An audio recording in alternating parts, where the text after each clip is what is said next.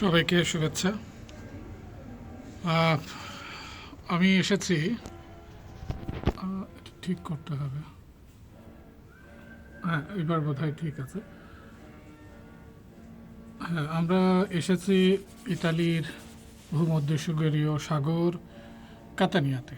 তো কাতানিয়া যে বাড়িটি আমরা ভাড়া করেছি সেটা অত্যন্ত প্রাচীন, প্রায় 100 বছরের পুরনো একটি বাড়ি। আমি সেই বাড়িটির বারান্দায় দাঁড়িয়ে আছি এবং পেছনে এর পাড়াটা দেখা যাচ্ছে।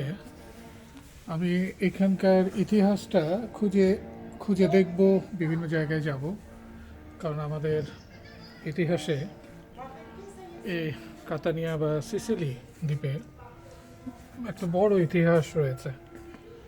আমরা যে বাড়িটি ভাড়া করেছি সেটি সবচেয়ে পুরনো যে শহর, একেবারে জরাজীর্ণ বলবো না, বাইরে থেকে হয়তো বা পুরনো অবয়বটা রেখেছে, কিন্তু ভেতরে কিন্তু আধুনিকতা আছে, মানে পরিষ্কার পরিচ্ছন্ন বাড়িটা। তো আমি আমার চার্জও বোধহয় মোবাইলে নাই। তো আমি যদি যতটুকু পড়াশোনা করে এসেছি, তো কাতানিয়াটা আসলে শুরু হয়েছিল 739 সালের দিকে খ্রিস্টপূর্ব। তো গ্রিক উপনিবেশকারীরা প্রধানত নেক্সাস অঞ্চল থেকে এসে এখানে বসতি স্থাপন করে এবং এর প্রাচীন নাম ছিল কাতান। গ্রিকরা এটিকে একটি বাণিজ্যিক ও কৃষিভিত্তিক উপনিবেশে রূপ দেয় সেই সময়। তো আয়োনীয় সাগরের ধারে অবস্থানের কারণে এটি দ্রুত গুরুত্বপূর্ণ বন্দর হয়ে ওঠে। তবে এই সময়ের যে শহর, রাজনৈতিক বিভিন্ন সংঘর্ষ এবং নানা ধরনের গোত্র এবং সম্প্রদায়ের ভিতরে অনেক গণ্ডগোল বেঁধে যায়। তো 5ম শতকে সিসিলি শক্তিশালী শাসক হিয়ারন কাতানিয়া দখল করে এবং কিছু সময়ের জন্য এরা নাম পরিবর্তন করেন।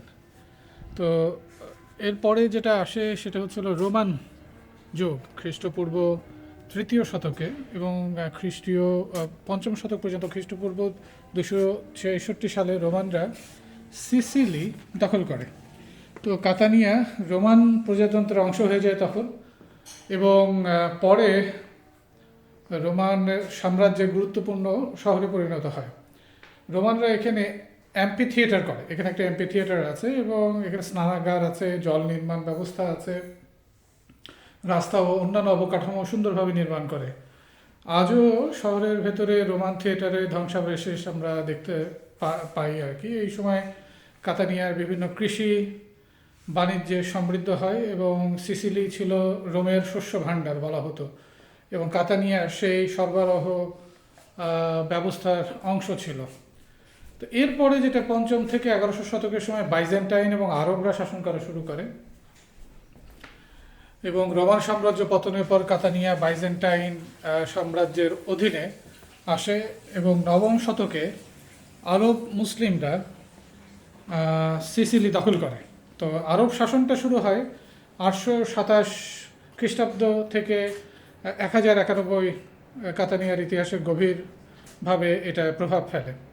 তো ওই সময় তারা যেটা করেছিল যে সেচ ব্যবস্থার উন্নতি করেছিল, কৃষিতে নতুন ফসল, লেবু, কমলা, বাদাম ইত্যাদি যুক্ত করে। স্থাপত্য এবং ভাষা আরবি প্রভাব পড়ে। আজও সিসিলির সংস্কৃতিতে কিন্তু আরবি ছাপ স্পষ্ট।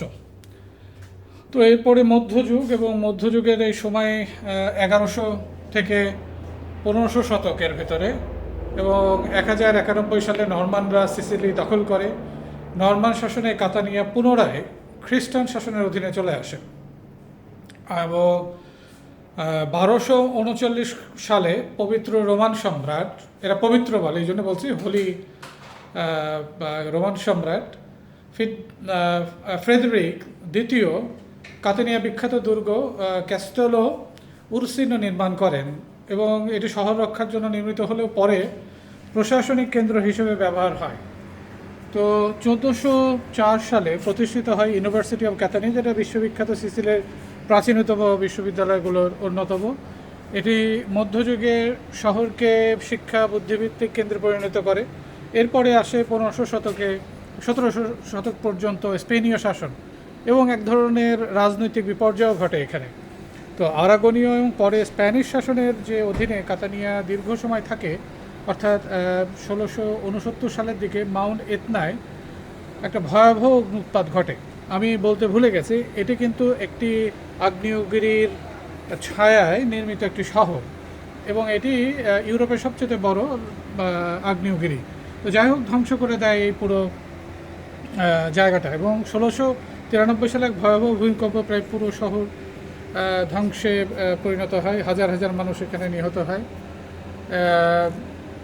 এবং এটা পুনর্গঠন হয় 1700 শতকের শেষে এবং 1693 সালে ভূমিকম্পের পর কাতানিয়া নতুনভাবে গড়ে তোলা হয় এবং পুনর্গঠনে সিসিলিয়ানরা বারোক স্থাপত্যশৈলীতে সম্পন্ন হয় এবং কালো লাভা ব্যবহার করে। এখানকার যে পাহাড়টা আছে সেখানে কালো লাভা আছে, সেগুলো ব্যবহার করে এখানে গড়ে তোলে এবং অনেক বিল্ডিংগুলো কিন্তু কালো, এটা যে পুরনো হয়ে গেছে তা না, এটা স্থাপত্যশৈলী এবং সেই লাভার দিয়েই কিন্তু গঠন করা হয়েছে। এই সময় শহরের পরিকল্পনা আধুনিক সুশৃঙ্খল ছিল, যা ইতালির নগর ইতিহাসে গুরুত্বপূর্ণ একটি অধ্যায় বলে আমরা বিবেচনা করতে পারি।